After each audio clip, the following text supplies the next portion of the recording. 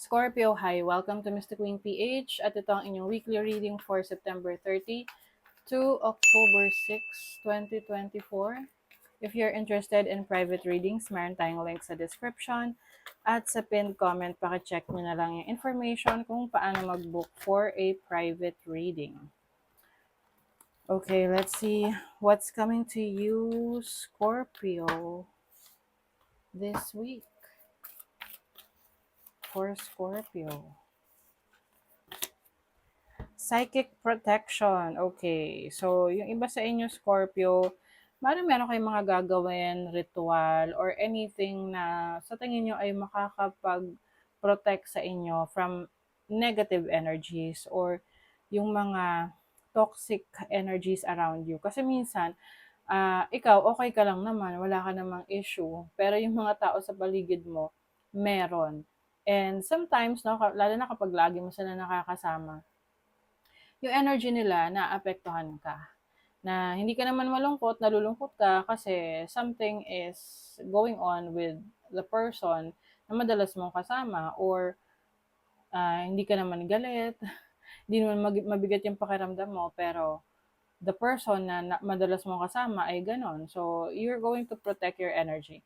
Some of you naman, meron dyan na um, nagbibigay ng negative energy sa'yo. Like, for example, someone is jealous of you or, naiinggit, ganyan. Pwedeng sinasadya, pwedeng hindi sinasadya. So, you will need to protect yourself. Paano ba mag-protect ng energy mo? Kailangan mo lang yan sabihin. Always remind yourself and tell to the universe that you are protected from any harm. And then, creativity. So, magiging very creative ka this week. You have number 33. This is Master Creator. I think, meron kang parang eureka moment. It's like energetic download sa'yo na marirealize mo na, ay, maganda palang gawin yon. Ay, subukan ko nga yun. Gawin ko nga yun sa work, or gawin ko nga yun sa project ko, or gawin ko kaya sa business ko yan. Subukan ko kaya. So, you are discovering your talents, your abilities. You also have love. Oh, so meron ditong energy ng relationship. So, possible yung iba sa inyo, you might be accepting a love offer if you are single, no? At merong nagkakaroon ng interest sa inyo romantically. But if you are in a relationship right now, I think mas magiging closer yung bonding ninyo ng person mo, mas magiging creative ka in expressing your love for your person, or vice versa. If you are someone naman na, kahit walang karelasyon, I think you will focus also on loving yourself, diba? It should start on yourself. Love yourself. Okay, practicing self-love, self-care. Let's see your overall energy. You have the Chariot. Magiging very busy kayo this week. You will go to different places, more on travel. Some of you, unstoppable. Marami kayong kailangang ayusin, asikasuhin. You are, focused on your goal. Focus na focus ka sa gusto mong ma-achieve for this week. And the Chariot is also about success. So whatever this is na binibigyan mo ng focus, ng attention, career, negosyo mo, relationship mo, this is going to be a success. And kung meron kang sisimulan na bagong creative project or creative work, trabaho, business, career, this is also going to kick off. Parang siya, no? Parang may ilo-launch. And then, magtutuloy-tuloy siya. What is your challenge? You have the Hangman. So, as a challenge, may mga times kasi na andyan na yung idea sa'yo, gagawin na lang, magte-take action ka na lang. Hindi mo pa ginagawa. No? Kasi pwedeng ino-overthink mo yung sitwasyon.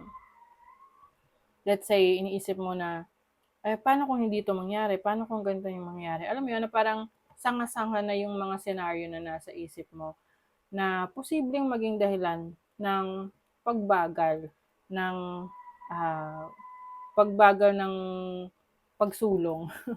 Oo, pag-andar or pagtuloy-tuloy ng mga plano mo. So, as a challenge, it's time for you to focus on what you really want. Ano talaga yung gusto mo. Kasi, with the chariot here, ano man yung bigyan mo ng attention ng focus, yun talaga yung aarangkada. Oo.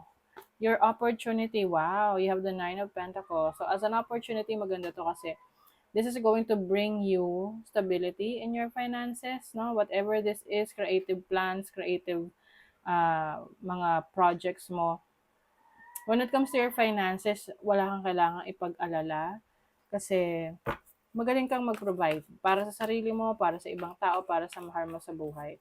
Some of you are also, may opportunity kayo na maging solo or tipong living on your own, very independent, no? Your blessing is the Judgment card. So, Judgment is about renewal, no? It's like a rebirth, bagong ikaw. So, pwedeng uh, meron kang magiging evolution. It's like a new version of yourself. Someone na mas malakas ang loob, mas devoted, mas determinado sa buhay.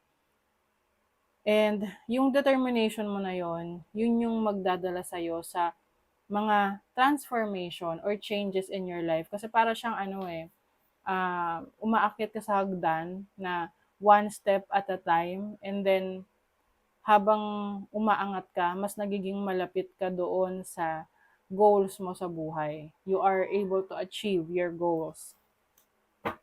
And I think you have learned a lot. Marami ka na natutunan sa mga past experiences mo. So, sa money, career, finances, you have spirit animal. Meron ka daw decision sa career, sa business. Kailangan mo raw magtiwala sa iyong instinct, sa iyong intuition. Lalo na kung merong animal na madalas mong makita na on a regular basis, hindi mo talaga sila madalas makita. For example, hindi ka naman talaga madalas makita ng butterfly or ng moth, pero for some reasons, sa loob ng isang araw, 4 na beses mo silang nakita. So it's like a sign from the universe that there is something like a major change that is going to happen. And just trust your instinct, follow your gut, whatever, kung anong gusto mong i-pursue sa career mo, sa business. Some of you nasa mainstream or nasa media, social media, you are being seen and you're going to show your talent. So maraming nakakapanood sa'yo. Parang siguro iba sa inyo, content creators or kung ano man yung topic na sinishare nyo sa iba, sa social media, you're creating reels. So, meron ditong mas uunlad, mas mag-grow, you will be noticed. Maraming makakapansin sa'yo. And if you have a business online, possible rin na yung business mo mag-grow pa, mas dumami pa yung mga parokyano, yung mga customers. You have the High Priestess, so ayan you are divinely guided. You have the King of Wands. Very creative ang mga Scorpio, no? So, itong creativity ninyo, you're going to use that para mas mapaunlad ang inyong career, ang inyong business, ang inyong trabaho. So, sa love life, tinan natin, love life. Uy, soulmate. Patience. Yung mga nagmamanifest ng kanilang soulmate, you have to be patient daw, darating din yan sa inyo. And yung iba, if you are in a relationship and you feel like, wala namang nagiging problema sa person mo, then definitely, this person might be your soulmate. So, pwedeng Aries ang soulmate mo. Or kahit kayo ay long distance relationship, I feel like you are really, doing your effort, making your effort para mapaunlad yung relationship nyo. You're fully in control of your life, Scorpio, in terms of relationships.